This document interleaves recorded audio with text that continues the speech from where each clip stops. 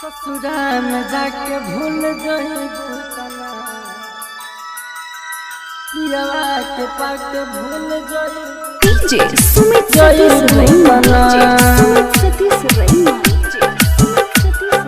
ससुराल में जाके भूल गई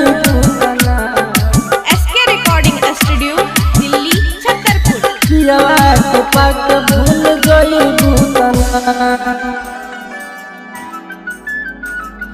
हमके बता दो ये सोना ससुराल में जाके भूल जाई भूतना पियवा के पाके भूल जाई भूतना हमके बता दो ये सोना ससुराल में जाके भूल जाई भूतना पियवा के पाके भूल जाई भूतना तोहरा बिना कैसे हम जियब करे जा हमरा के पागल बनैबू का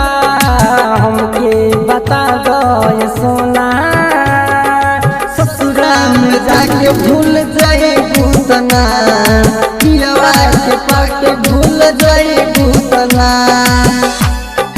ससुराल में जाके भूल जाइबू पियवा के पाके भूल जाइबू तना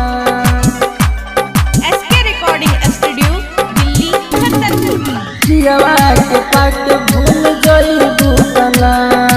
बारू तू हर जाई कोइलू तू बेवफाई सोनिया के साथ चल जाइबू ये जान जाइबू ये जान जाइबू ये जान बारू तू हर जाई कोइलू तू बेवफाई सोनिया के साथ चल जाइबू ये जान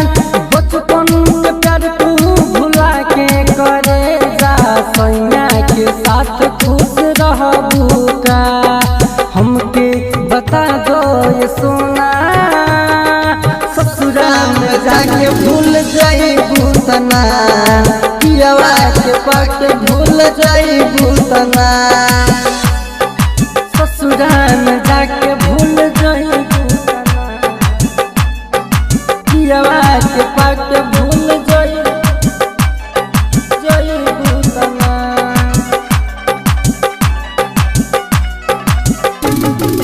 पियवा के पाके भूल जाइबू तना